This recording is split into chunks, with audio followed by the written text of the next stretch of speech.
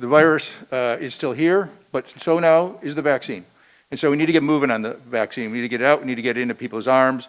We need to demonstrate to people that they can feel confident with this vaccine.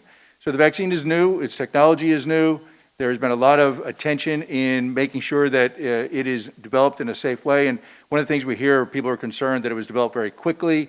And yes, it was developed quickly in less than a year, but the technology behind this new vaccine actually goes back to 15 years ago when we first dealt with SARS-1. So there's nothing really new about the technology.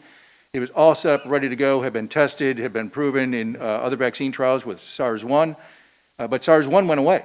So there was no reason for mass vaccination back then, but all that infrastructure was in place. All we needed was the genetic code for this new virus in order to get things going. So on one hand, there's an appearance that it came up quick, and it did, but all the backbone, all the industry, all that stuff already existed. So there's nothing from a scientific standpoint, there's nothing that was rushed in this. So the vaccine is very safe. So as soon as we get vaccine and we can start getting it into people, then people will see that the side effects are what have been advertised, which is that they're, for the most part, they're pretty mild. They're like you would get with any other vaccine. People can expect to have a sore shoulder, a little muscle ache, a little bit of fever for a day or so, probably easily treated with a little Tylenol or a non-steroidal like Motrin or something like that, and move on.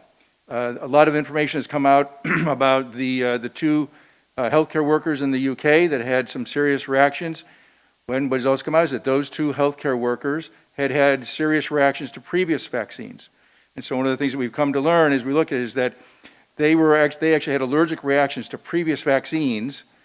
And what we now know is that if you've got allergies to other things like peanuts or shellfish or to latex or something like that, those are not reasons to be worried.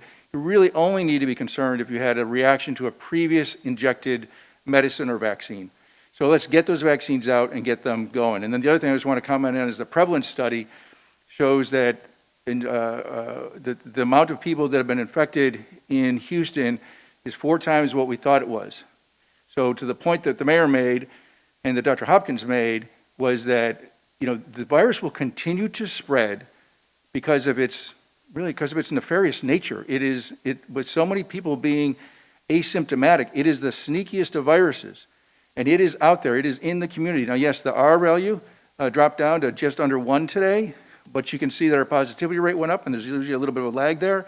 But nevertheless, 10%, and you'll also notice from that slide that a lot of people are getting tested now. So we have great confidence that 10.5% is very accurate.